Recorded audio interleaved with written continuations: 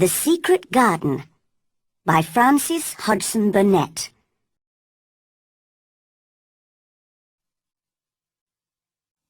Chapter 1. Little Miss Mary. Nobody seemed to care about Mary.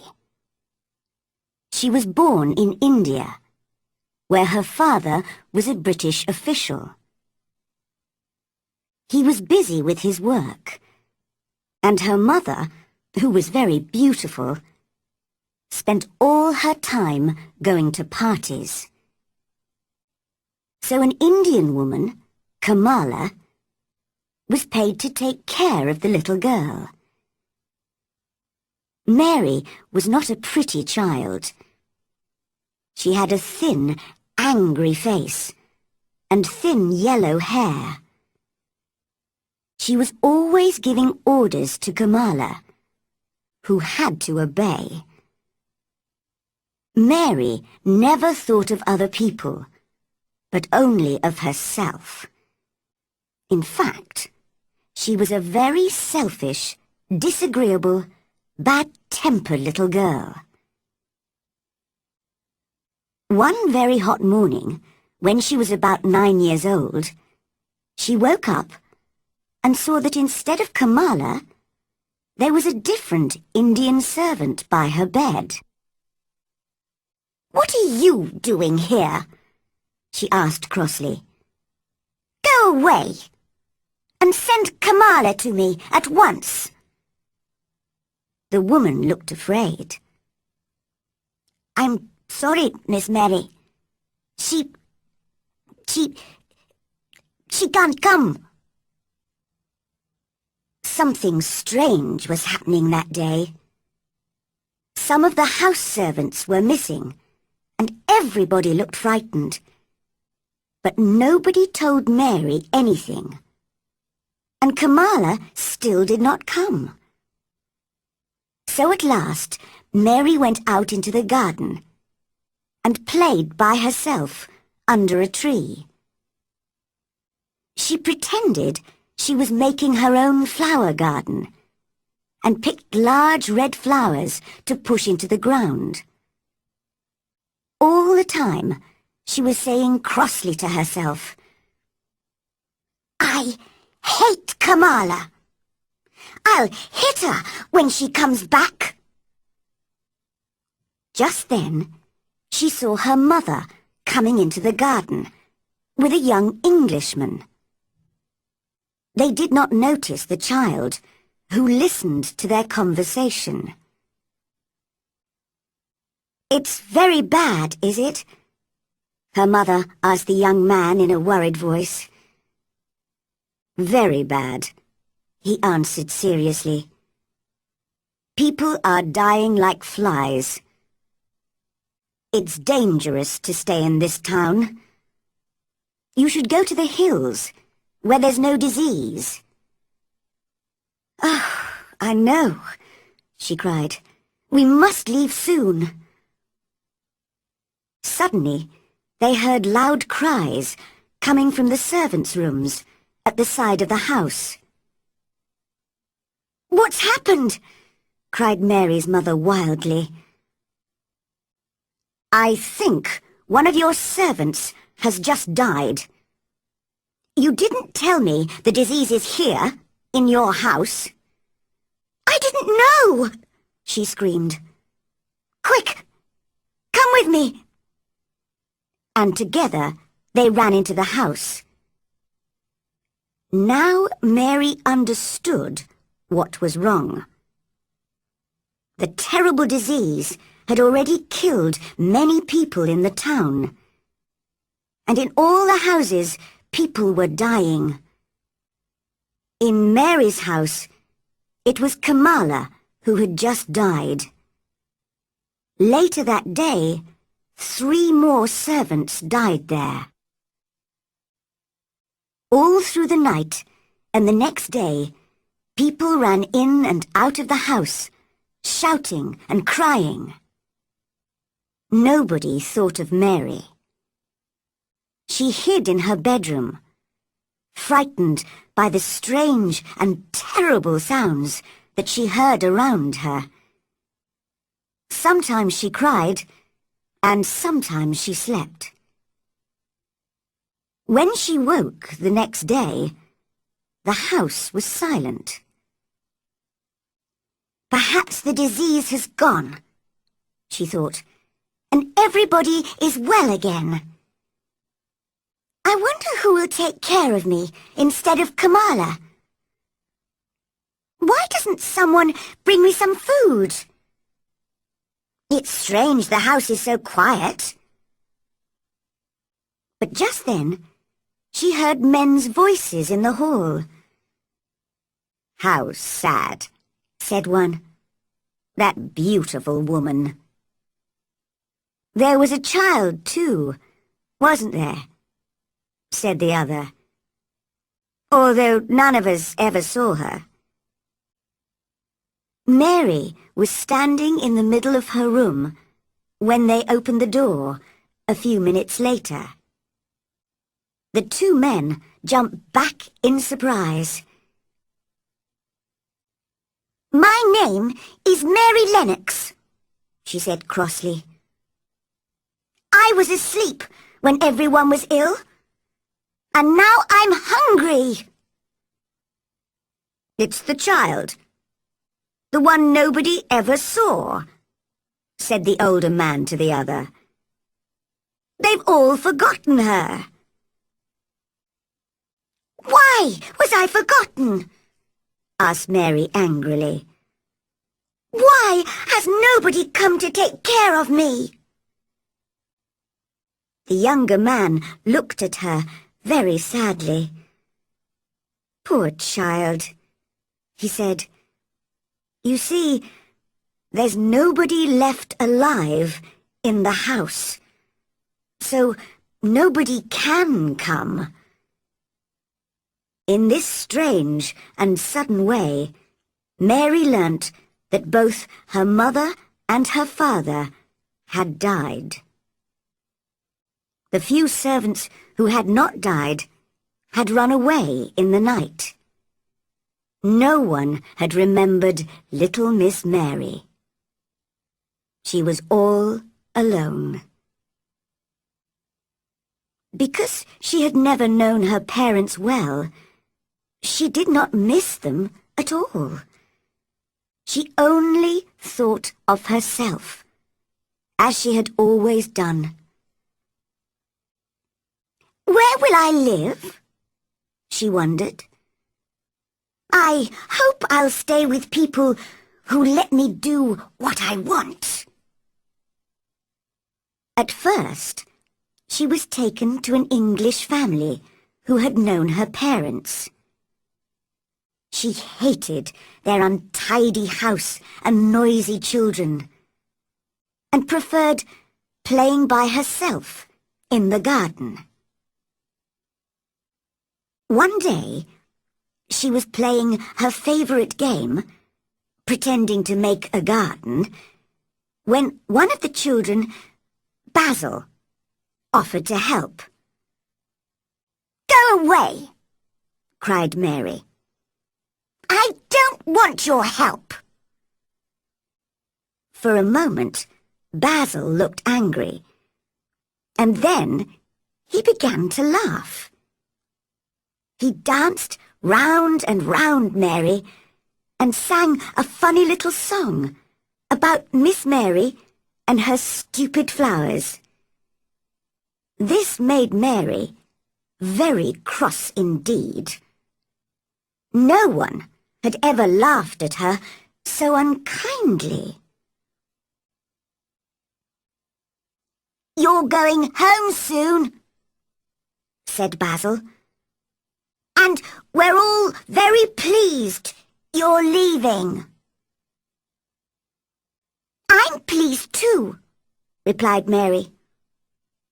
"But where's home?" "You're stupid if you don't know that," laughed Basil. "England, of course. You're going to live with your uncle, Mr. Archibald Craven." "I've never heard of him," said Mary coldly. "But I know about him because I heard Father and Mother talking," said Basil. "He lives in a big, lonely old house and has no friends because he's so bad-tempered. He's got a crooked back and he's horrid." "I don't believe you," cried Mary. But the next day, Basil's parents explained that she was going to live with her uncle in Yorkshire, in the north of England. Mary looked bored and cross and said nothing. After the long sea journey, she was met in London by Mr. Craven's housekeeper, Mrs. Medlock. Together, they travelled north by train. Mrs. Medlock was a large woman with a very red face and bright black eyes. Mary did not like her, but that was not surprising, because she did not usually like people. Mrs. Medlock did not like Mary either. "What a disagreeable child," thought the housekeeper. "But perhaps I should talk to her. I can tell you a bit about your uncle, if you like," she said aloud. "He lives in a big old house, a long way from anywhere.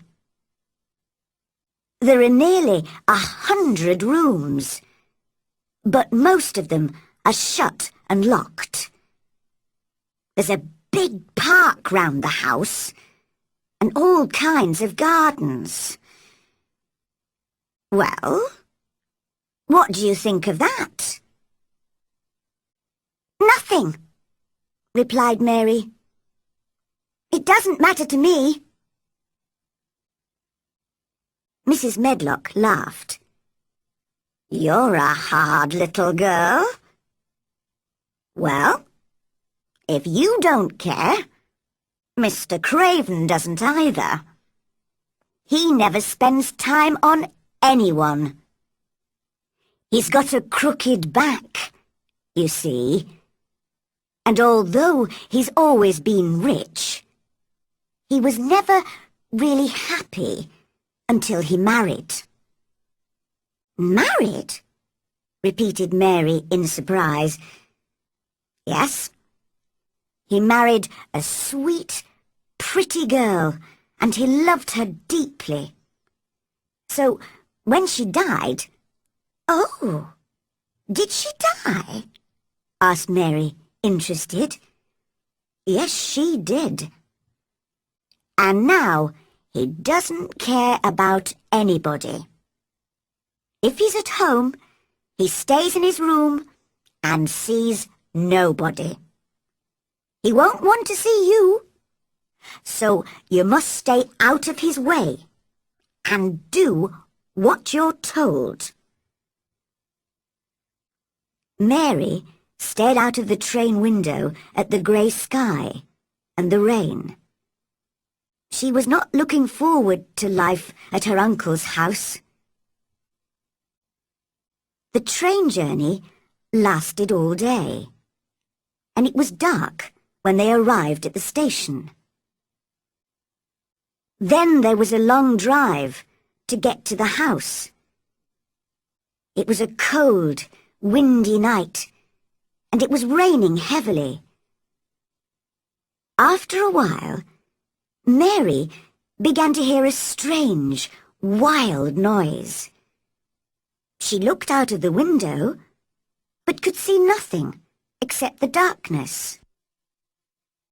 "What's that noise?" she asked Mrs. Medlock. It's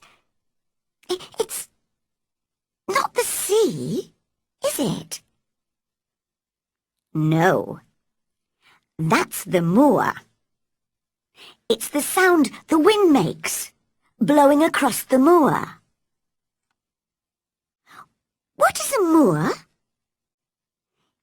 It's just miles and miles of wild land, with no trees or houses. Your uncle's house is right on the edge of the moor. Mary listened to the strange, frightening sound. I don't like it, she thought.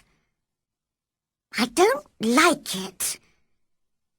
She looked more disagreeable than ever.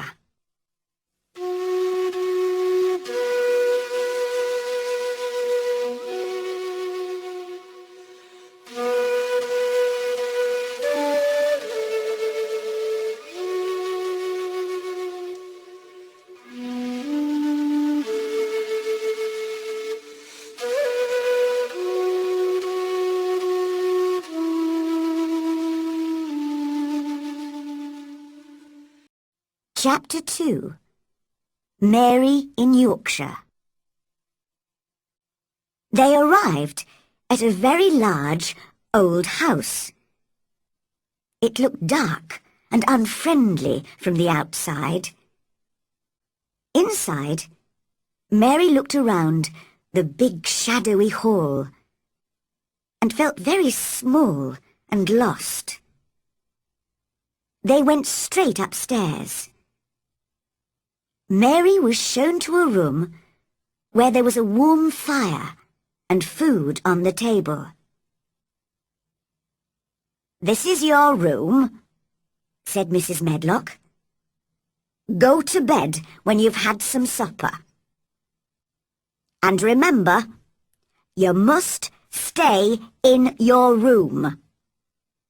Mr. Craven doesn't want you to wander all over the house."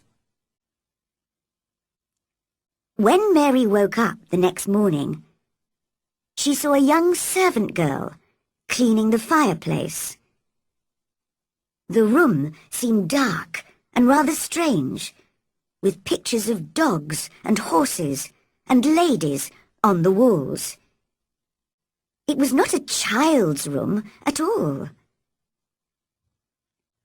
From the window, she could not see any trees or houses, only wild land, which looked like a kind of purple sea. "Who are you?" she asked the servant coldly. "Martha, miss," answered the girl with a smile. "And what's that outside?" Mary continued. "That's the moor," smiled Martha. "Do you like it?" "No," replied Mary immediately. "I hate it." "That's because you don't know it. You will like it. I love it. It's lovely in spring and summer when there are flowers. It always smells so sweet. The air's so fresh and the birds sing so beautifully. I never want to leave the moor." Mary was feeling very bad-tempered. "You're a strange servant," she said. "In India, we don't have conversations with servants. We give orders, and they obey, and that's that." Martha did not seem to mind Mary's crossness. "I know, I talk too much," she laughed. "Are you going to be my servant?" asked Mary. "Well, not really," I work for Mrs. Medlock. I'm going to clean your room and bring you your food. But you won't need a servant except for those things. But who's going to dress me? Martha stopped cleaning and stared at Mary. The canna dress this sen? She asked, shocked. What do you mean? I don't understand your language. Oh, I forgot. We all speak the Yorkshire dialect here. But of course, you don't understand that. I meant to say, can't you put on your own clothes? Of course not. My servant always used to dress me. Well, I think you should learn to dress yourself. My mother always says people should be able to take care of themselves, even if they're rich and important. Little Miss Mary was furious with Martha. It's different in India, where I come from. You don't know anything about India, or about servants, or about anything. You... She could not explain what she meant. Suddenly, she felt very confused and lonely. She threw herself down on the bed and started crying wildly. Now, don't cry like that, Martha said gently. I'm very sorry. You're right. I don't know anything about anything. Please stop crying, miss. She sounded kind and friendly, and Mary began to feel better and soon stopped crying. Martha went on talking as she finished her cleaning. But Mary looked out of the window in a bored way and pretended not to listen. I've got 11 brothers and sisters, you know, miss. There's not much money in our house, and they all eat so much food. Mother says it's the good fresh air on the moor that makes them so hungry. My brother Dickon, he's always out on the moor. He's 12, and he's got a horse, which he rides sometimes. Where did he get it? Asked Mary. She had always wanted an animal of her own, and so she began to feel a little interest in Dickon. Oh, it's a wild horse, but he's a kind boy, and animals like him, you see. Now, you must have your breakfast, miss. Here it is, on the table. I don't want it, said Mary. I'm not hungry. What? Cried Martha. My little brothers and sisters would eat all this in 5 minutes. Why? Asked Mary coldly. Because they don't get enough to eat. That's why. And they're always hungry. You're very lucky to have the food, miss. Mary said nothing, but she drank some tea and ate a little bread. Now, put a coat on and run outside to play, said Martha. It'll do you good to be in the fresh air. Mary looked out of the window at the cold grey sky. Why should I go out on a day like this? She asked. Well, there's nothing to play with indoors, is there? Mary realised Martha was right. But "Who will go with me?" she said. Martha stared at her. "Nobody. You'll have to learn to play by yourself. Dickon plays by himself on the moors for hours, with the wild birds and the sheep and the other animals." She looked away for a moment. "Perhaps I shouldn't tell you this, but one of the walled gardens is locked up. Nobody's been in it for 10 years.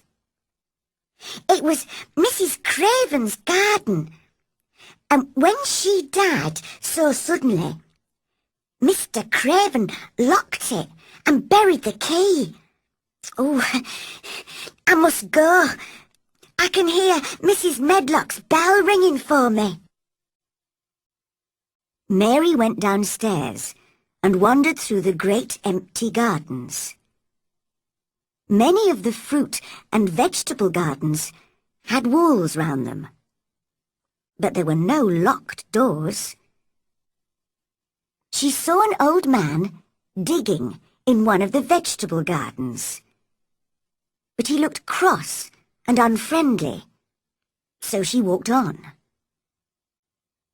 "How ugly it all looks in winter," she thought. "But what a mystery the locked garden is. Why did my uncle bury the key? If he loved his wife, why did he hate her garden? Perhaps I'll never know. I don't suppose I'll like him if I ever meet him, and he won't like me, so I won't be able to ask him." Just then, she noticed a robin singing to her from a tree on the other side of a wall.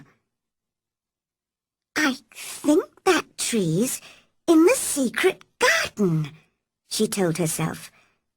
"There's an extra wall here, and there's no way in." She went back to where the gardener was digging and spoke to him. At first, he answered in a very bad-tempered way.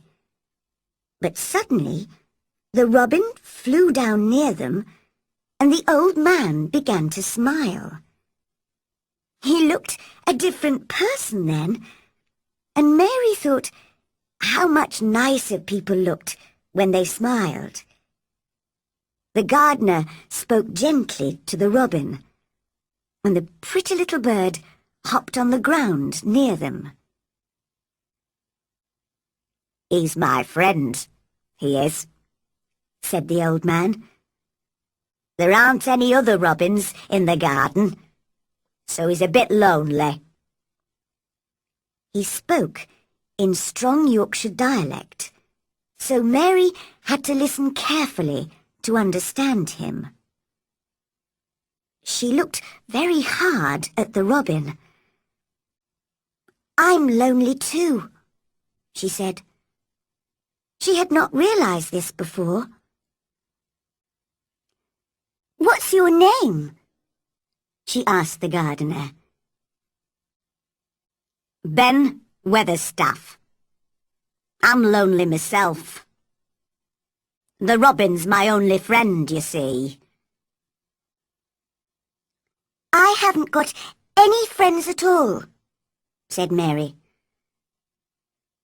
Yorkshire people always say what they are thinking, and old Ben was a Yorkshire moorman. "We're alike, you and me," he told Mary. "We're not pretty to look at, and we're both very disagreeable." Nobody had ever said this to Mary before. "Am I really as ugly and disagreeable as Ben?" she wondered. Suddenly, the robin flew to a tree near Mary and started singing to her. Ben laughed loudly. "Well," he said, "he wants to be your friend. "Would you please be my friend?" she whispered to the robin. She spoke in a soft, quiet voice, and old Ben looked at her in surprise. "You said that really nicely," he said. "You sound like Dickon when he talks to animals on the moor." "Do you know Dickon?" asked Mary. But just then, the robin flew away. "Oh, look! He's flown into the garden with no door. Please, Ben, how can I get into it?" Ben stopped smiling and picked up his spade. "You can't, and that's that. It's not your business. Nobody can find the door. Run away and play, will you? I must get on with my work." And he walked away. He did not even say goodbye. In the next few days, Mary spent almost all her time in the gardens. The fresh air from the moor made her hungry, and she was becoming stronger and healthier. One day, she noticed the robin again. He was on top of a wall, singing to her. "Good morning. Isn't this fun? Come this way," he seemed to say as he hopped along the wall. Mary began to laugh as she danced along beside him. "I know the secret gardens on the other side of this wall," she thought excitedly. "And the robin lives there. But where's the door?" That evening, she asked Martha to stay and talk to her beside the fire after supper. They could hear the wind blowing round the old house, but the room was warm and comfortable. Mary only had one idea in her head. "Tell me about the secret garden," she said. "Well, all right then, miss. But we aren't supposed to talk about it, you know.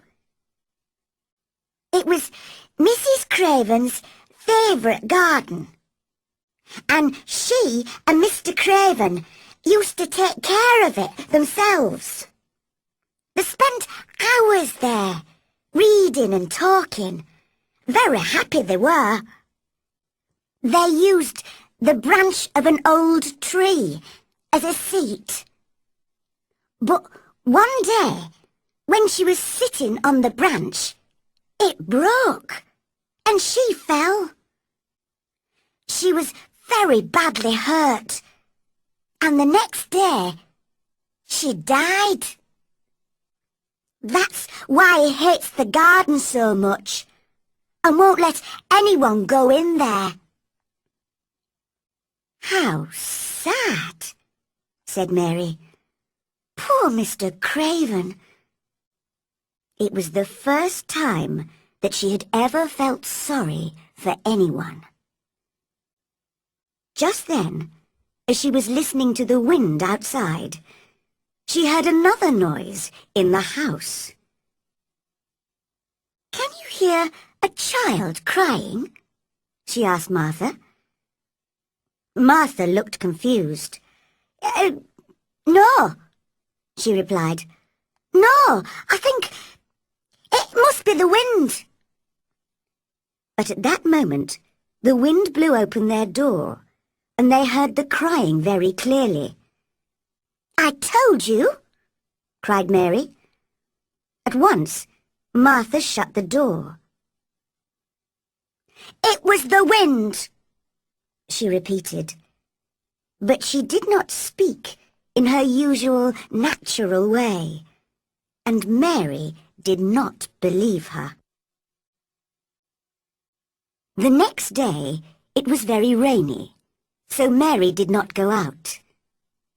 Instead, she decided to wander round the house, looking into some of the 100 rooms that Mrs. Medlock had told her about. She spent all morning going in and out of dark, silent rooms, which were full of heavy furniture and old pictures. She saw no servants at all, and was on her way back to her room for lunch when she heard a cry. "It's a bit like the cry that I heard last night," she thought. Just then, the housekeeper, Mrs. Medlock, appeared, with her keys in her hand. "What are you doing here?" she asked crossly. "I didn't know which way to go, and I heard someone crying," answered Mary. "You didn't hear anything. Go back to your room now, and if you don't stay there, I'll lock you in." Mary hated Mrs. Medlock for this. "There was someone crying. I know there was," she said to herself. "But I'll discover who it is soon." She was almost beginning to enjoy herself in Yorkshire.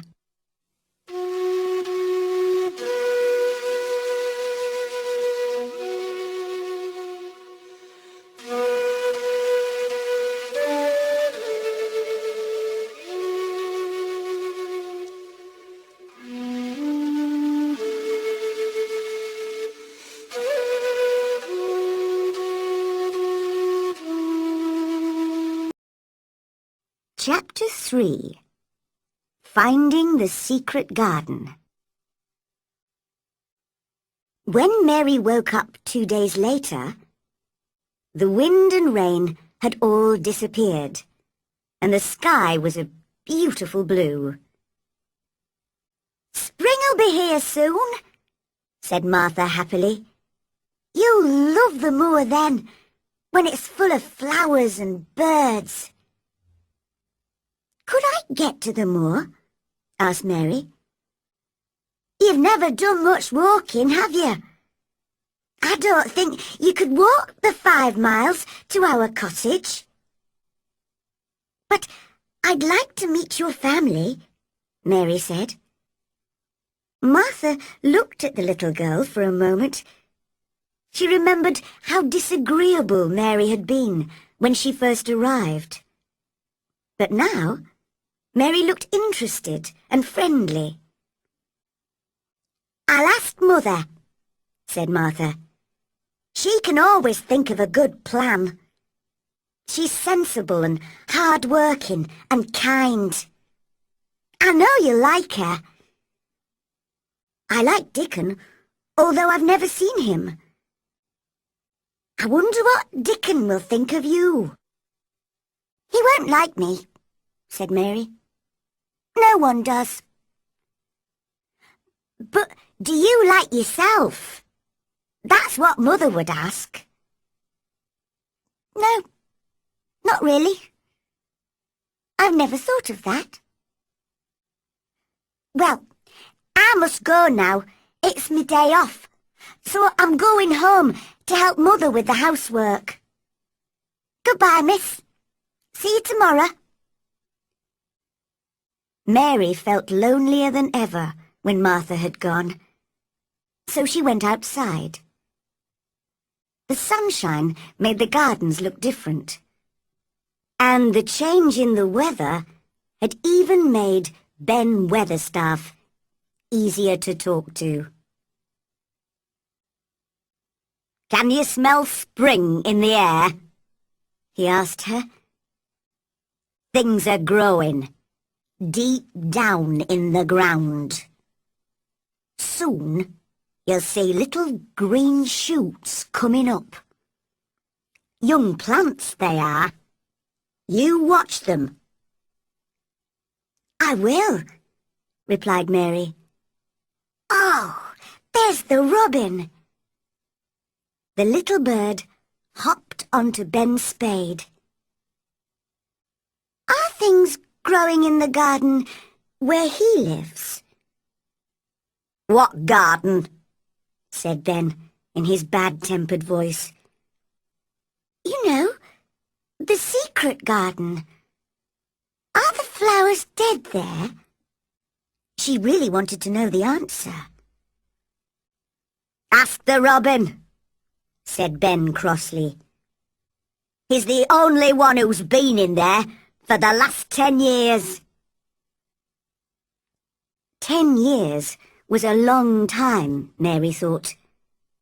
She had been born 10 years ago. She walked away, thinking.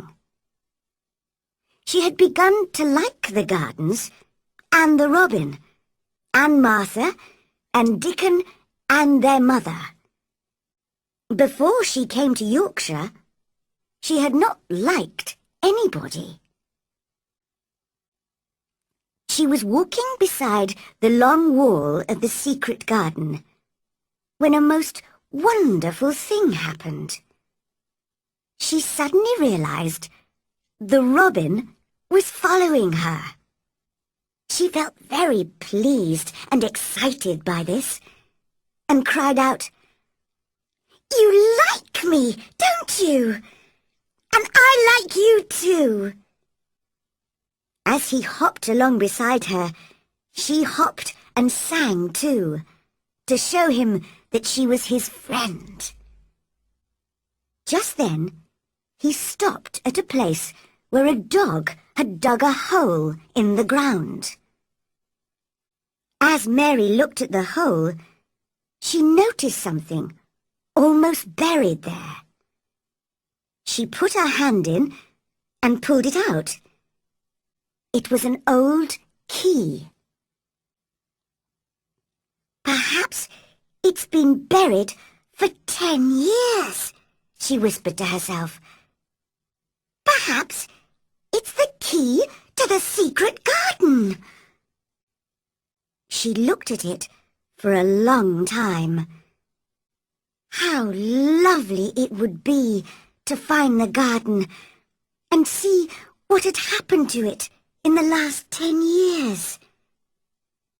She could play in it all by herself, and nobody would know she was there. She put the key safely in her pocket. The next morning, Martha was back at Misselthwaite Manor and told Mary all about her day with her family. "I really enjoyed myself. I helped Mother with a whole week's washing and baking. And I told the children about you. They wanted to know about your servants and the ship that brought you to England and everything. I can tell you some more for next time," offered Mary. "They'd like to hear about riding on elephants and camels, wouldn't they?" "Oh, that would be kind of you, miss. And Luke, Mother has sent you a present." "A present?" repeated Mary. How could a family of 14 hungry people give anyone a present? "Mother bought it from a man who came to the door to sell things. She told me, 'Martha, you brought me your pay like a good girl, and we need it all. But I'm going to buy something for that lonely child at the manor.' And she bought one, and here it is." It was a skipping rope. Mary stared at it. "What is it?" she asked. "Don't they have skipping ropes in India?" "Well, this is how you use it. Just watch me." Martha took the rope and ran into the middle of the room. She counted up to 100 as she skipped. "That looks lovely," said Mary. "Your mother is very kind. Do you think I could ever skip like that? Just try, said Martha. Mother says it'll make you strong and healthy. Skip outside in the fresh air. Mary put her coat on and took the skipping rope. As she was opening the door, she thought of something and turned round. Martha, it was your money, really. Thank you. She never thanked people usually, and she did not know how to do it. So she held out her hand, because she knew that adults did that. Martha shook her hand and laughed. "You're a strange child," she said, "like an old woman. Now, run away and play." The skipping rope was wonderful. Mary counted and skipped and counted until her face was hot and red. She was having more fun than she had ever had before. She skipped through the gardens until she found Ben Weatherstaff, who was digging and talking to his robin. She wanted them both to see her skip. "Well," said Ben, "you're looking fine and healthy today. Go on skipping. It's good for you." Mary skipped all the way to the secret garden wall. And there was the robin. He had followed her. Mary was very pleased. "You showed me where the key was yesterday," she laughed. "I've got it in my pocket. So you ought to show me the door today." The robin hopped onto an old climbing plant on the wall and sang his most beautiful song. Suddenly, the wind made the plant move, and Mary saw something under the dark green leaves. The thick, heavy plant was covering a door. Mary's heart was beating fast, and her hands were shaking as she pushed the leaves away and found the keyhole. She took the key out of her pocket, and it fitted the hole. Using both hands, she managed to unlock the door. Then she turned round to see if anyone was watching. But there was no one. So she pushed the door, which opened slowly for the first time in 10 years. She walked quickly in and shut the door behind her. At last, she was inside the secret garden. It was the loveliest, most exciting place she had ever seen. There were old rose trees everywhere, and the walls were covered with climbing roses. She looked carefully at the grey branches. Were the roses still alive? Ben would know. She hoped they weren't all dead. But she was inside the wonderful garden in a world of her own. It seemed very strange and silent, but she did not feel lonely at all. Then she noticed some small green shoots coming up through the grass. So something was growing in the garden after all. When she found a lot more shoots in different places, she decided they needed more air and light. So she began to pull out the thick grass around them. She worked away, clearing the ground for 2 or 3 hours, and had to take her coat off because she got so hot. The robin hopped around, pleased to see someone gardening. She almost forgot about lunch. And when she arrived back in her room, she was very hungry and ate twice as much as usual. "Martha," she said as she was eating, "I've been thinking. This is a big, lonely house, and there isn't much for me to do.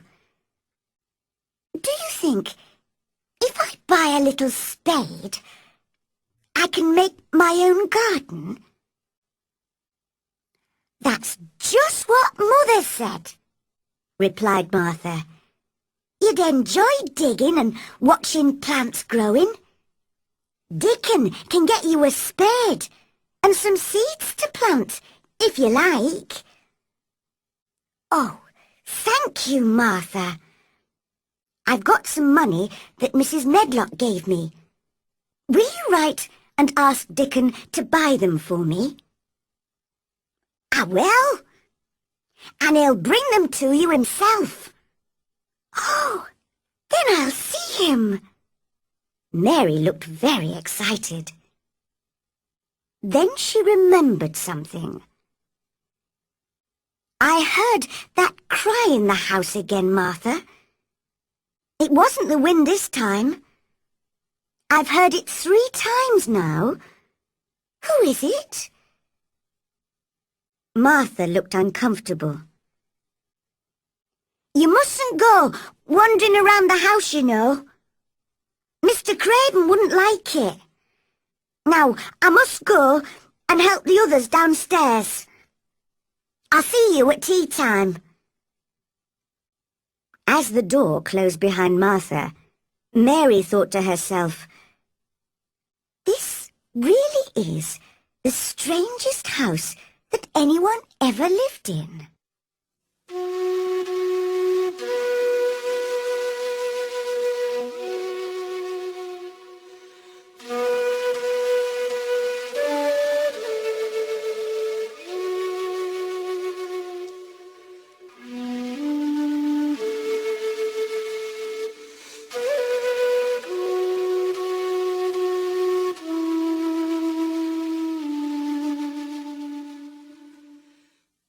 Chapter 4.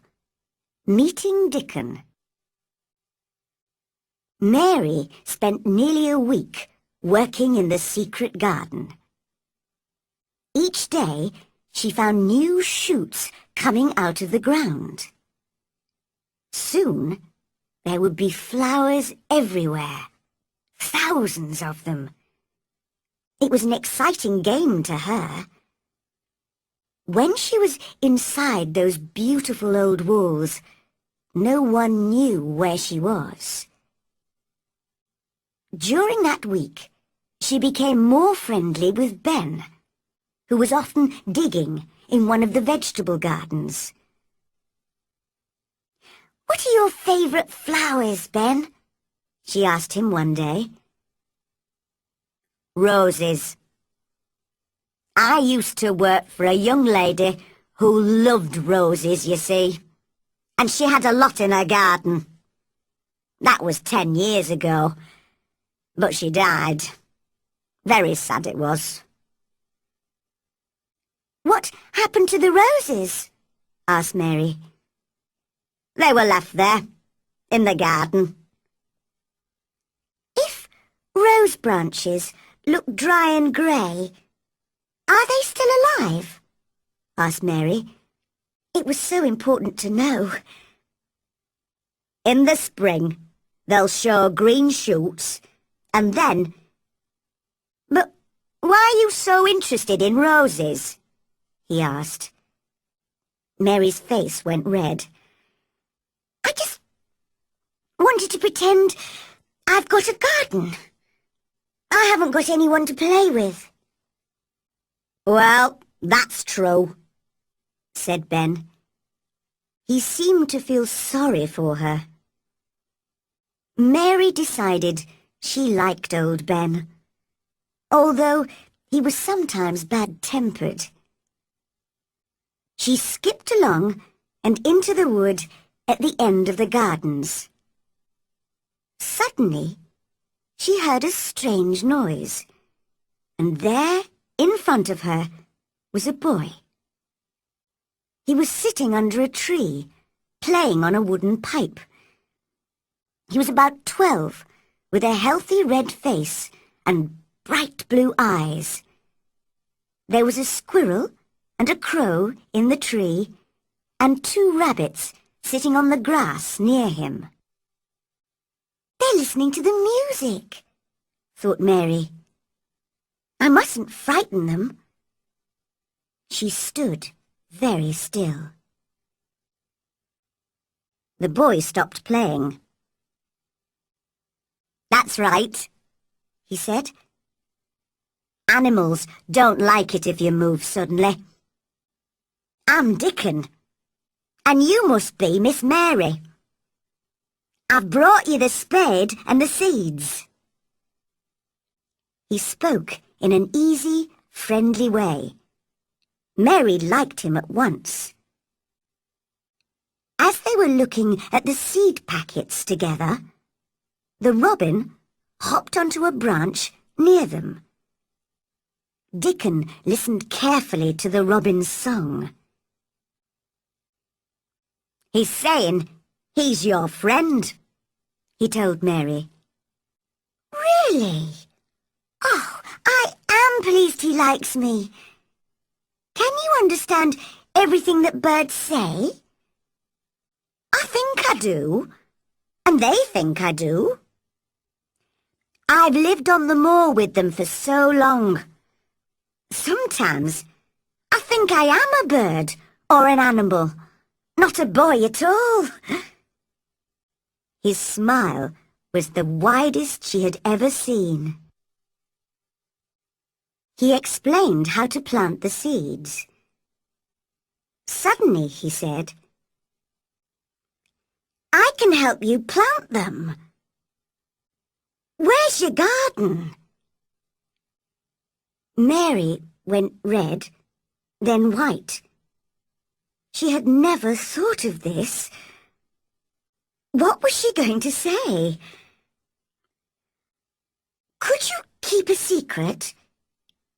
It's a great secret. If anyone discovers it, I'll die." "I keep secrets for all the wild birds and animals on the moor, so I can keep yours too," he replied.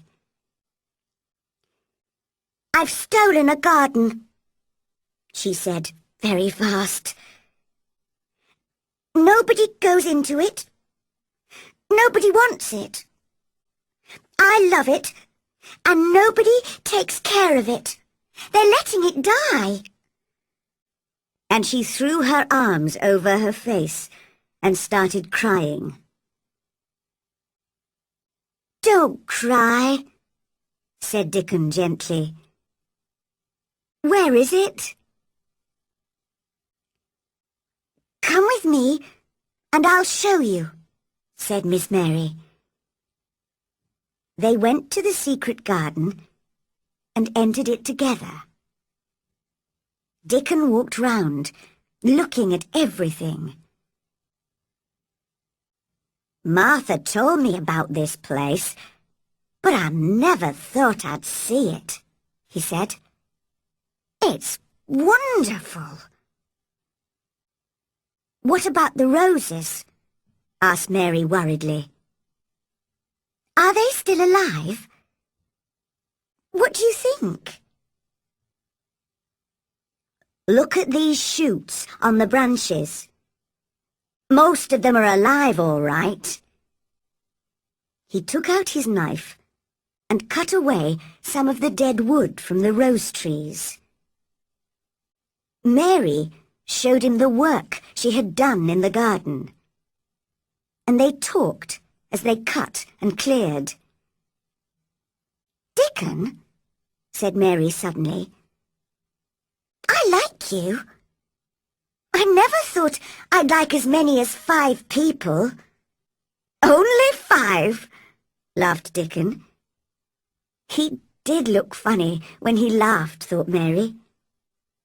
"Yes, your mother, Martha, the Robin, Ben, and you." Then she asked him a question in Yorkshire dialect, because that was his language. "Dost thou like me?" was her question. "Of course. I likes thee wonderful," replied Dickon, a big smile on his round face. Mary had never been so happy. When she went back to the house for her lunch, she told Martha about Dickon's visit. "I've got news for you too," said Martha. "Mr. Craven's come home and wants to see you. He's going away again tomorrow for several months." "Oh," said Mary, that was good news. She would have all summer in the secret garden before he came back. But she must be careful. He mustn't guess her secret now. Just then, Mrs. Medlock arrived, in her best black dress, to take Mary down to Mr. Craven's room. Mary's uncle had black hair with some white in it, and high, crooked shoulders. His face was not ugly, but very sad. During their conversation, he watched her in a worried way. Perhaps he was thinking of other things at the same time. He looked at the thin child. "Are you well?" he asked. Mary tried to keep her voice calm as she replied, "I'm getting stronger and healthier." "What do you want to do in this big, empty house?" I just want to play outside. I enjoy that." "Yes. Martha's mother, Susan Sowerby, spoke to me the other day. She's a sensible woman, and she said you needed fresh air. But where do you play?" "Everywhere. I just skip and run and look for green shoots. I don't damage anything." "Don't look so frightened. Of course, a child like you couldn't damage anything. Play where you like. Is there anything that you want?" Mary came a step nearer to him, and her voice shook a little as she spoke. Could I have a bit of garden?" Mr. Craven looked very surprised. "To plant seeds in, to make them come alive," Mary went on bravely. "It was too hot in India, so I was always ill and tired there. But here it's different. I love the garden." He passed a hand quickly over his eyes. Then he looked kindly at Mary. "I knew someone once who loved growing things like you. Yes, child, take as much of the garden as you want." He smiled gently at her. "Now leave me. I'm very tired." Mary ran all the way back to her room. "Martha!" she shouted. "Mr. Craven's really a nice man, but he looks very unhappy. He said I can have my own garden.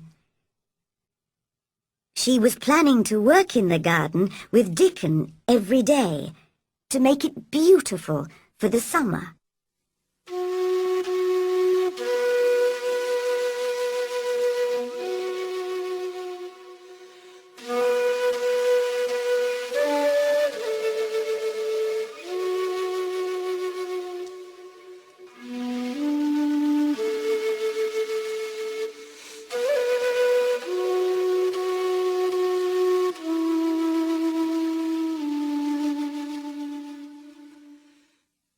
Chapter 5.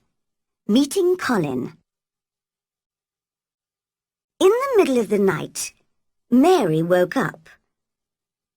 Heavy rain had started falling again, and the wind was blowing violently round the walls of the old house. Suddenly, she heard crying again. This time, she decided to discover who it was. She left her room and in the darkness followed the crying sound, round corners and through doors, up and down stairs, to the other side of the big house. At last, she found the right room. She pushed the door open and went in. It was a big room with beautiful old furniture and pictures. In the large bed was a boy who looked tired and cross, with a thin, white, tearful face. He stared at Mary. Who are you? He whispered. Are you a dream? No, I'm not. I'm Mary Lennox. Mr. Craven's my uncle. He's my father, said the boy. I'm Colin Craven. No one ever told me he had a son, said Mary, very surprised. Well, no one ever told me you'd come to live here. I'm ill, you see. I don't want people to see me and talk about me. If I live, I may have a crooked back like my father, but I'll probably die. What a strange house this is, said Mary. So many secrets. Does your father come and see you often? Not often. He doesn't like seeing me because it makes him remember my mother. She died when I was born, so he almost hates me, I think. Why do you say you're going to die? Asked Mary. I've always been ill. I've nearly died several times. And my back's never been strong. My doctor feels sure that I'm going to die. But he's my father's cousin and very poor. So he'd like me to die. Then he'd get all the money when my father dies.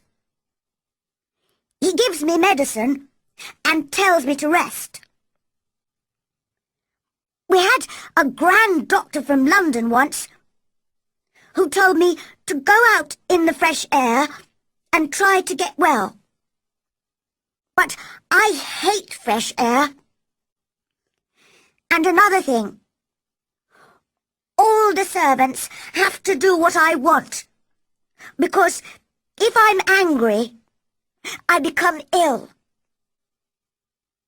Mary thought she liked this boy, although he seemed so strange. He asked her lots of questions, and she told him all about her life in India. How old are you? He asked suddenly. I'm 10, and so are you, replied Mary, forgetting to be careful, because when you were born, the garden door was locked, and the key was buried, and I know that was 10 years ago. Colin sat up in bed and looked very interested. What door? Who locked it? Where's the key? I want to see it. I'll make the servants tell me where it is. They'll take me there, and you can come too. Oh, please don't. Don't do that, cried Mary. Colin stared at her. Don't you want to see it? Yes, but if you make them open the door, it will never be a secret again. You see, if only we know about it, if we can find the key, we can go and play there every day. We can help the garden come alive again. And no one will know about it except us. I see, said Colin slowly. Yes, I'd like that. It'll be our secret. I've never had a secret before. And perhaps, added Mary cleverly, we can find a boy to push you in your wheelchair if you can't walk. And we can go there together without any other people. You'll feel better outside. I know I do. I'd like that, he said dreamily. I think I'd like fresh air in a secret garden. Then Mary told him about the moor, and Dickon, and Ben Weatherstaff, and the robin. And Colin listened to it all with great interest. He began to smile and look much happier. I like having you here, he said. You must come and see me every day. But I'm tired now. I'll sing you a song. My servant Kamala used to do that in India, said Mary. And very soon Colin was asleep. The next afternoon, Mary visited Colin again, and he seemed very pleased to see her. He had sent his nurse away and had told nobody about Mary's visit. Mary had not told anybody either. They read some of his books together and told each other stories. They were enjoying themselves and laughing loudly when suddenly the door opened. Dr. Craven and Mrs. Medlock came in. They almost fell over in surprise. What's happening here? Asked Dr. Craven. Colin sat up straight. To Mary, he looked just like an Indian prince. This is my cousin, Mary Lennox, he said calmly. I like her. She must visit me often. Oh, I'm sorry, sir, said poor Mrs. Medlock to the doctor. I don't know how she discovered him. I told the servants to keep it a secret. Don't be stupid, Medlock, said the Indian prince coldly. Nobody told her. She heard me crying and found me herself. Bring our tea up now, "I'm afraid you're getting too hot and excited, my boy," said Dr. Craven. "That's not good for you. Don't forget you're ill." "I want to forget," said Colin. "I'll be angry if Mary doesn't visit me. She makes me feel better." Dr. Craven did not look happy when he left the room.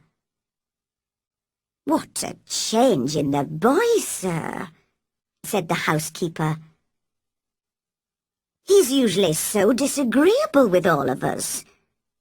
He really seems to like that strange little girl. And he does look better." Dr. Craven had to agree.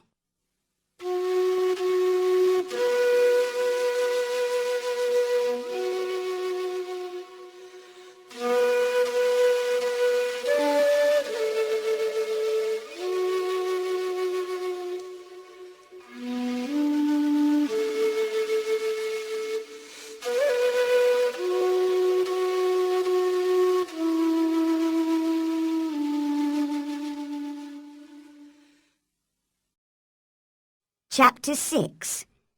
Colin is afraid.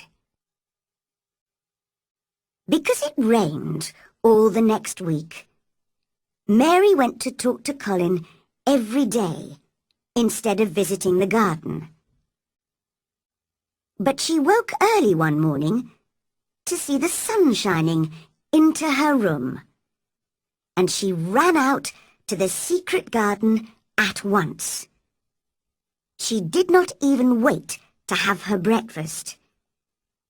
It was beautifully sunny and warm, and 1,000 more shoots were pushing their way out of the ground. Dickon was already there, digging hard, with the crow and a young fox beside him. "Have you seen the robin?" he asked Mary. The little bird was flying busily backwards and forwards as fast as he could, carrying pieces of dry grass. "He's building a nest," whispered Mary. They watched the robin for a moment.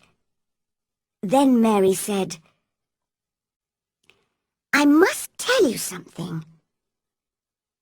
You probably know about Colin Craven, don't you? Well, I've met him, and I'm going to help him to get better." "That's good news." There was a big smile on Dickon's honest face. "We all knew he was ill." "He's afraid he'll have a crooked back, like his father. I think that's what's making him ill." "Perhaps we can bring him here and let him rest under the trees. That'll do him good." "That's what we'll do." They had a lot of gardening and planning to do, and Mary did not have time to visit Colin that day. When she came back to the house in the evening, Martha told her that the servants had had trouble with Colin. "He's been very bad-tempered all afternoon with all of us, because you didn't come, miss." "Well, I was busy. He'll have to learn not to be so selfish," replied Mary coldly. She forgot how selfish she had been when she was ill in India. "I'll go and see him now." When she went into his room, he was lying in bed, looking tired. He did not turn to look at her. "What's the matter with you?" she asked crossly. "My back aches and my head hurts. Why didn't you come this afternoon?" "I was working in the garden with Dickon." "I won't let that boy come to the garden. if you stay with him instead of talking to me." Mary suddenly became very angry. "If you send Dickon away, I'll never come into this room again. You'll have to, if I say so. I'll make the servants bring you in here." "Oh, will you, Prince? But no one can make me talk to you. I won't look at you. I'll stare at the floor."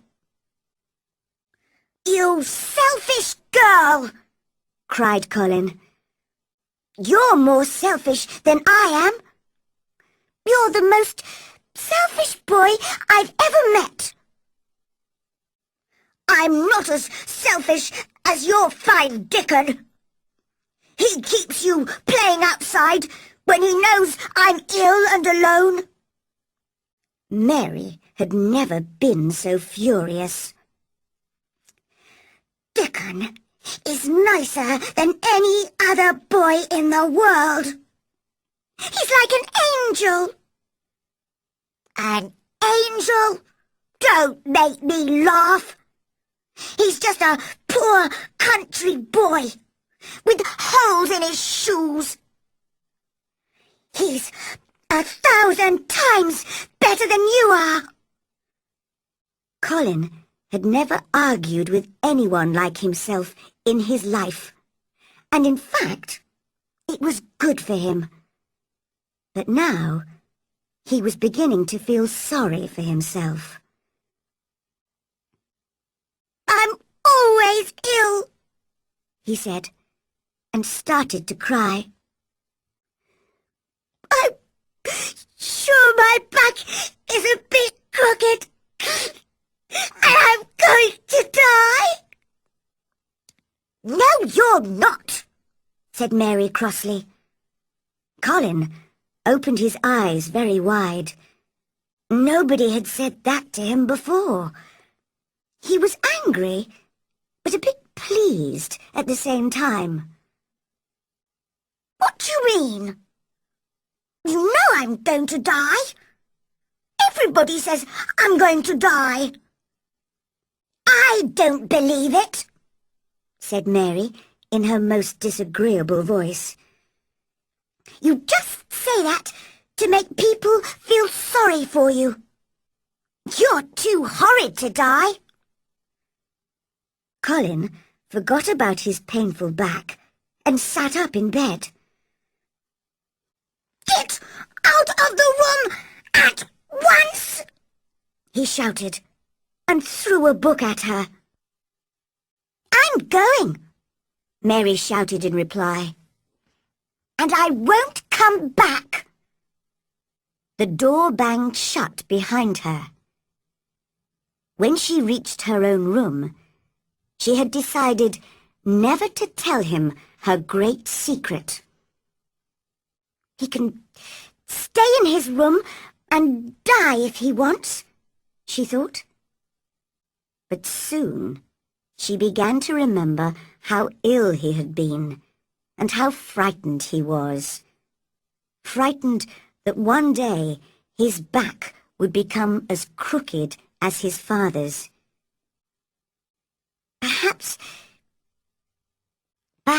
I'll go back and see him tomorrow."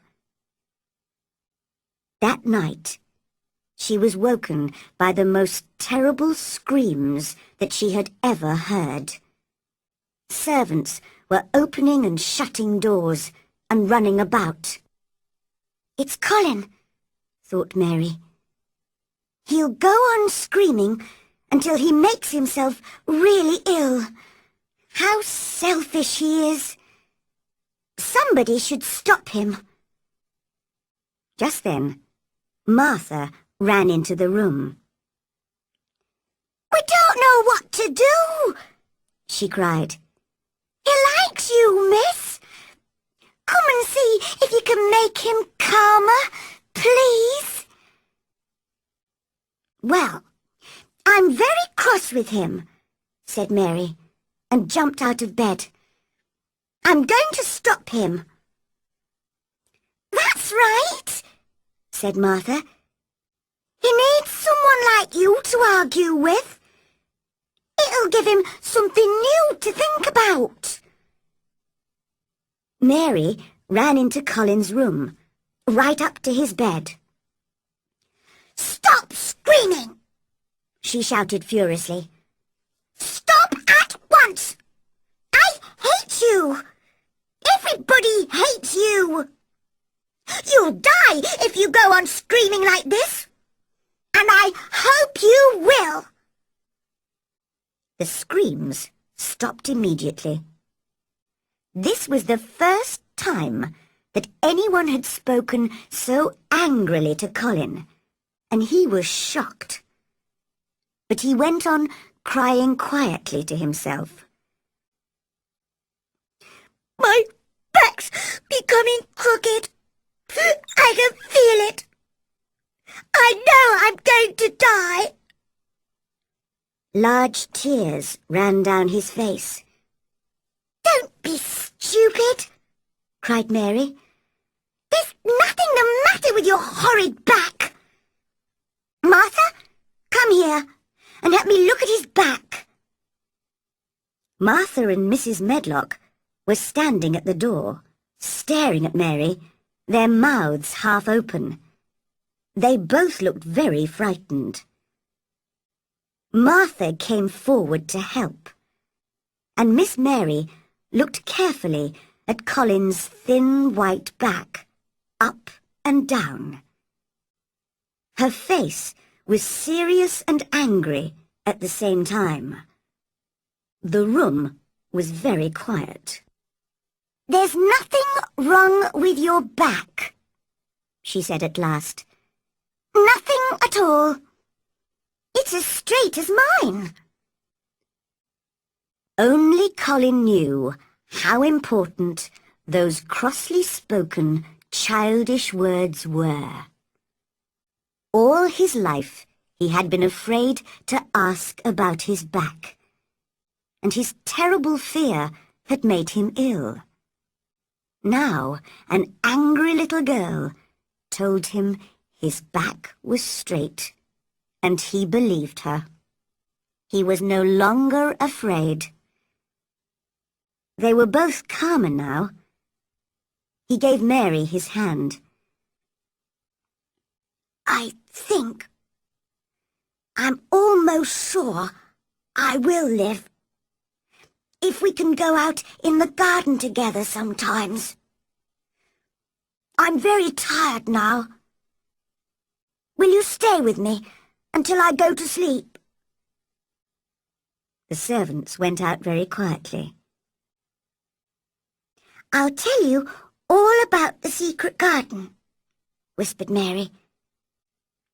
I think it's full of roses and beautiful flowers. Birds like making their nests there because it's so quiet and safe. And perhaps our robin... But Colin was already asleep. The next day, Mary met Dickon as usual in the secret garden and told him about Colin. Mary loved Dickon's Yorkshire dialect and was trying to learn it herself. She spoke a little now. We mun get poor Colin out here in th' sunshine, and we munnot lose no time about it. Dickon laughed. Well done! I didn't know you could speak Yorkshire. You're right. We must bring Colin to the garden as soon as we can. So that afternoon, she went to see Colin. I'm sorry I said I'd send Dickon away, he said. I hated you when you said he was like an angel. Well, he's a funny kind of angel, but he understands wild animals better than anyone. Suddenly, Mary knew that this was the right moment to tell him She caught hold of his hands. "Colin, this is important. Can you keep a secret?" "Yes! Yes!" he whispered excitedly. "What is it?" "We found the door into the secret garden." "Oh, Mary! Will I live long enough to see it?" "Of course you will. Don't be stupid," said Mary crossly. But it was a very natural thing to say, and they both laughed. Colin told Mrs. Medlock and the doctor that he wanted to go out in his wheelchair. At first, the doctor was worried the boy would get too tired.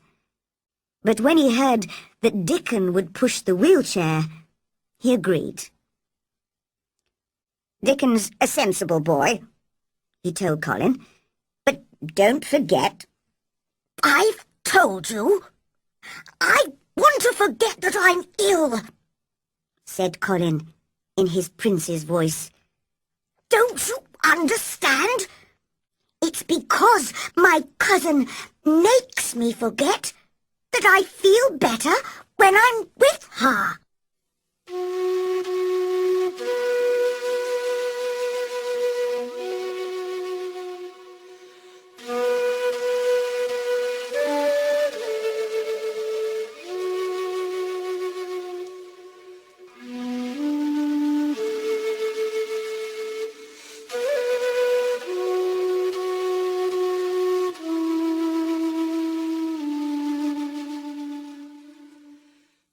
Chapter 7. Colin and the Garden. Of course, it was most important that no one should see Colin, Mary, or Dickon entering the secret garden. So Colin gave orders to the gardeners that they must all keep away from that part of the garden in future. The next afternoon, Colin was carried downstairs by a manservant and put in his wheelchair outside the front door. Dickon arrived with his crow, 2 squirrels and the fox and started pushing the wheelchair gently away from the house and into the gardens. Mary walked beside the chair.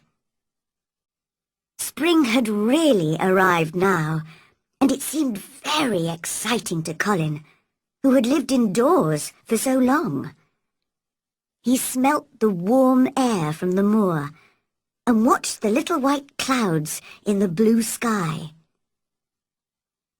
In a very short time, he heard Mary say, "This is where I found the key. And this is the door. And this is the secret garden." Colin covered his eyes with his hands until he was inside the 4 high walls, and the door was shut again. Then he looked round at the roses climbing the old red walls, the pink and white flowers on the fruit trees, and the birds and the butterflies everywhere. The sun warmed his face, and he suddenly knew he felt different. "Mary! Dickon!" he cried. "I'm going to get better. I'm going to live forever and ever and ever." As Dickon pushed the wheelchair all round the garden, he told Colin the names of all the plants. The sun shone, the birds sang, and in every corner of the garden there was something interesting to look at.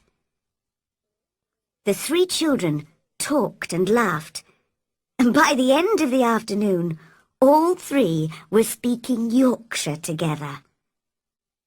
I'll come back here every afternoon, said Colin. I want to watch things growing. Soon you'll be strong enough to walk and dig. You'll be able to help us with the gardening, said Dickon kindly. Do you really think I'll be able to walk and dig? Asked Colin. Of course you will. You got legs like us. But they're not very strong, answered Colin. They shake and I'm afraid to stand on them. When you want to use them, you'll be able to, said Dickon. The garden was quiet for a moment. Suddenly Colin said, Who's that? Mary turned her head and noticed Ben Weatherstaff's angry face looking at her over the garden wall. What are you doing in that garden, young miss? He shouted. He had not seen Colin or Dickon. The robin showed me the way, Ben, she replied.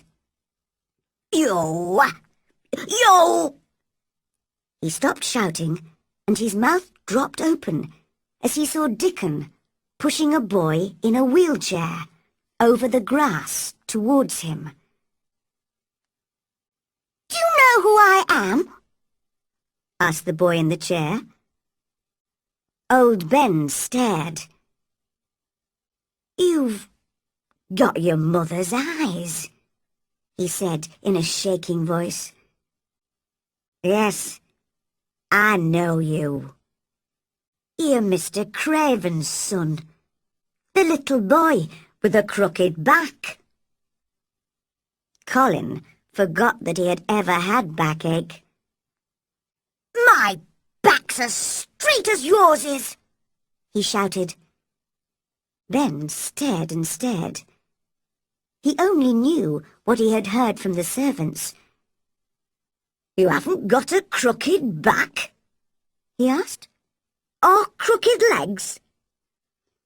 That was too much. Colin was furious, and it made him feel strong. Come here, Dickon, he shouted, and threw off his blanket.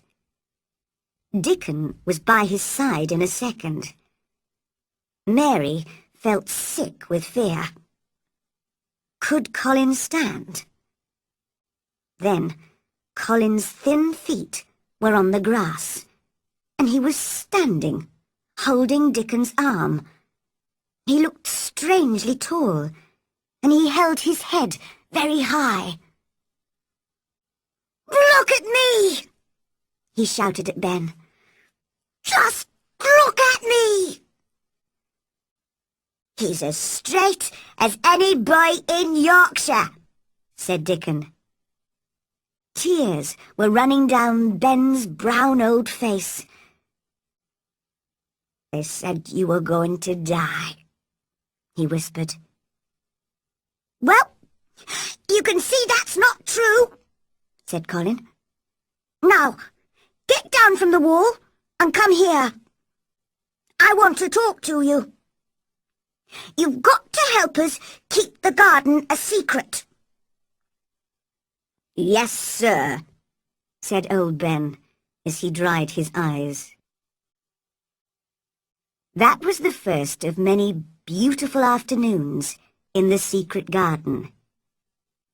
Colin was brought there by Dickon and Mary nearly every day, and he saw all the changes that happened there during the spring and early summer. Ben Weatherstaff, now in the secret, joined them as often as he could.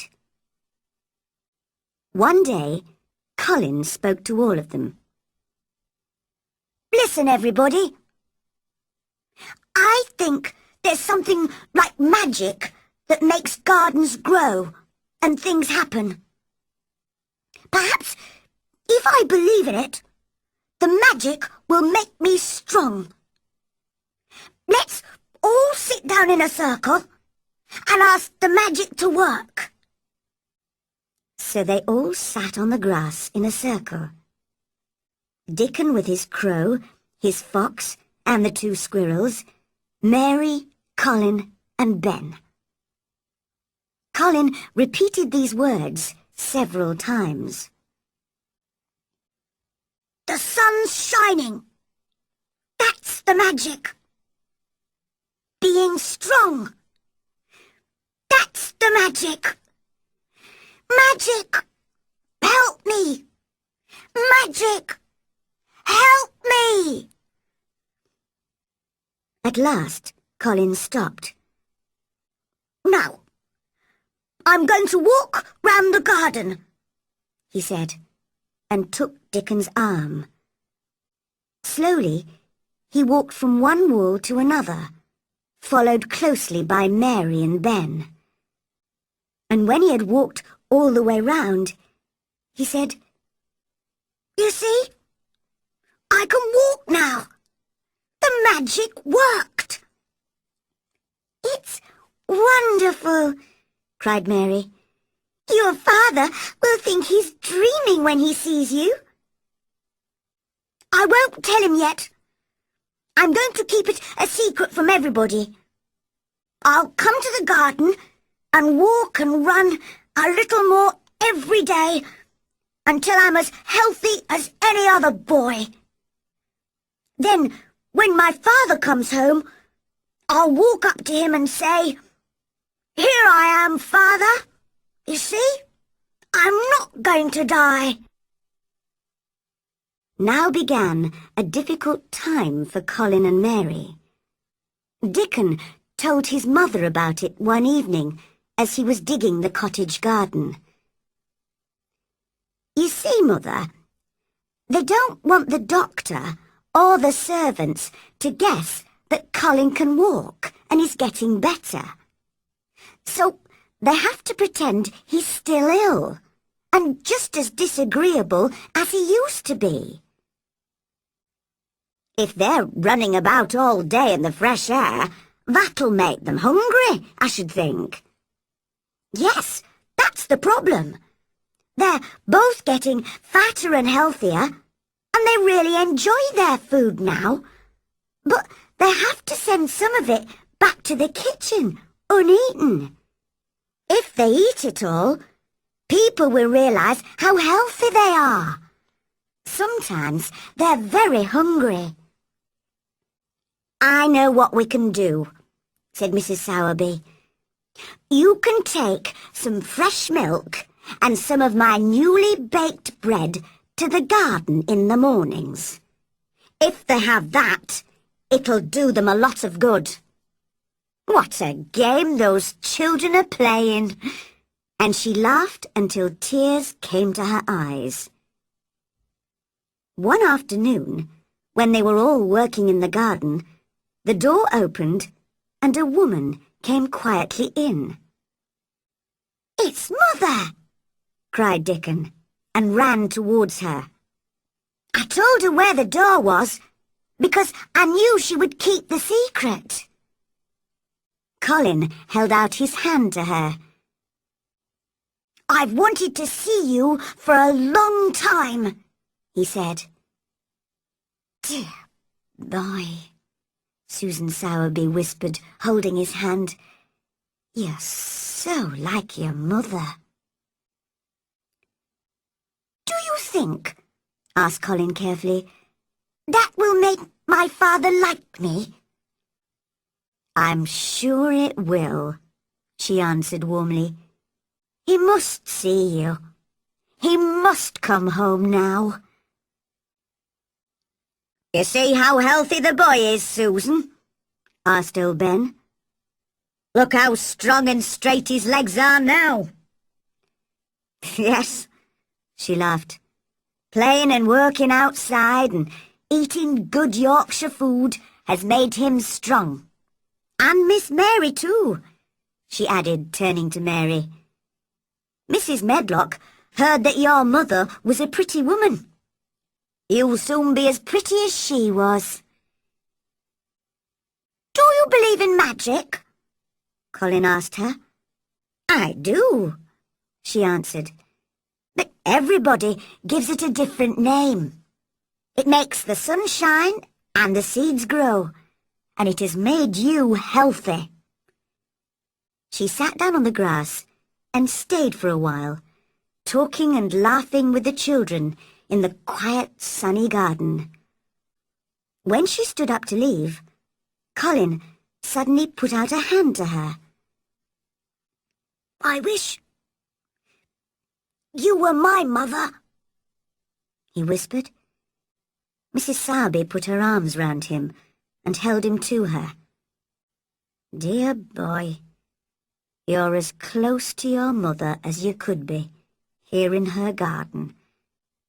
And your father'll come back soon.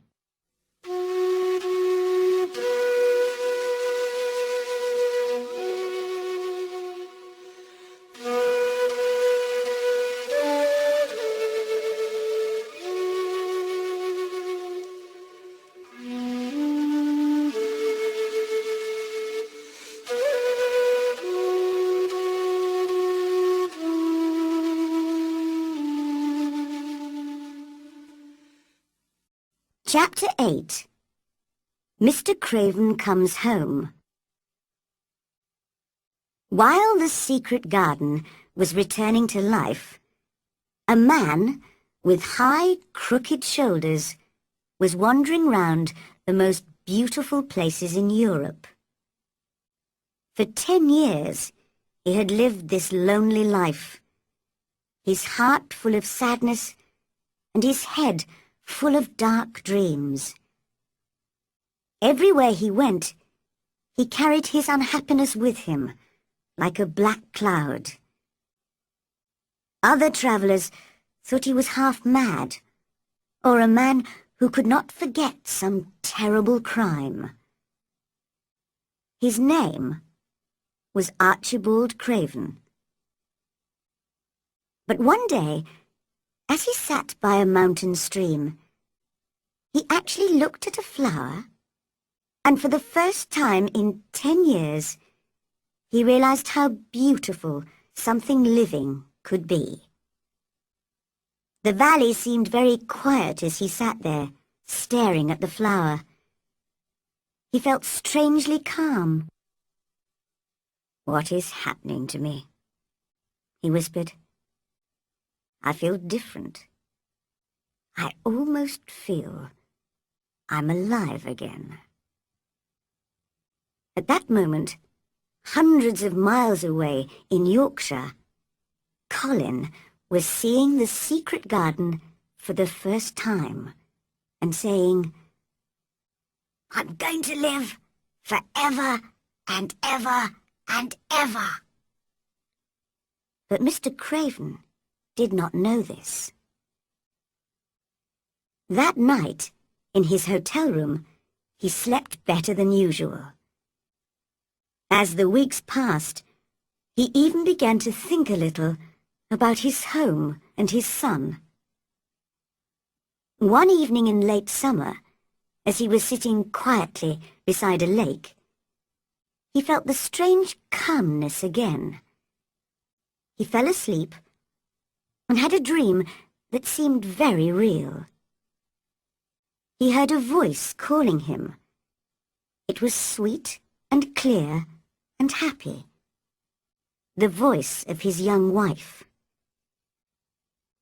"Archie! Archie! Archie!" "My dear." He jumped up. "Where are you?" "In the garden," called the beautiful voice. And then the dream ended. In the morning, when he woke, he remembered the dream. "She says she's in the garden," he thought. "But the door's locked, and the key's buried." That morning, he received a letter from Susan Sowerby. In it, she asked him to come home. But she did not give a reason. Mr. Craven thought of his dream and decided to return to England immediately. On the long journey back to Yorkshire, he was thinking about Colin. I wonder how he is. I wanted to forget him because he makes me think of his mother. He lived, and she died. But perhaps I've been wrong. Susan Sowerby says I should go home. So perhaps she thinks I can help him. When he arrived home, he found the housekeeper very confused about Colin's health. "He's very strange, sir," said Mrs. Medlock. "He looks better, it's true, but some days he eats nothing at all, and other days he eats just like a healthy boy. He used to scream even at the idea of fresh air, but now he spends all his time outside in his wheelchair with Miss Mary and Dickon Sowerby. He's in the garden at the moment." "In the garden?" repeated Mr. Craven. Those were the words of the dream. He hurried out of the house and towards the place which he had not visited for so long. He found the door with a climbing plant over it and stood outside, listening for a moment. "Surely I can hear voices inside the garden," he thought. "Aren't there children whispering, laughing, running in there? Or am I going mad?" And then the moment came when the children could not stay quiet. There was wild laughing and shouting, and the door was thrown open. A boy ran out. A tall, healthy, handsome boy, straight into the man's arms. Mr. Craven stared into the boy's laughing eyes. Who? He cried. Colin had not planned to meet his father like this. But perhaps this was the best way, to come running out with his cousin and his friend. "Father," he said, "I'm Colin. You can't believe it. I can't believe it myself. It was the garden, and Mary and Dickon, and the magic that made me well. We've kept it a secret up to now. Aren't you happy, Father? I'm going to live forever and ever and ever."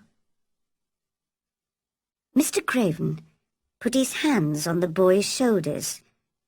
For a moment he could not speak.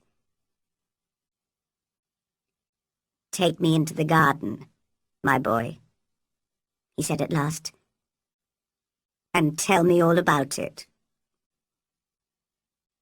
And in the secret garden, where the roses were at their best, and the butterflies were flying from flower to flower in the summer sunshine, they told Colin's father their story. Sometimes he laughed, and sometimes he cried, but most of the time he just looked, unbelieving, into the handsome face of the son that he had almost forgotten. "Now," said Colin at the end, "it isn't a secret any more. I'll never use the wheelchair again. I'm going to walk back with you, Father, to the house." And so, that afternoon, Mrs. Medlock, Martha, and the other servants had the greatest shock of their lives. Through the gardens, towards the house, came Mr. Craven, looking happier than they had ever seen him, and by his side, with his shoulders straight, his head held high, and a smile on his lips, walked young Colin.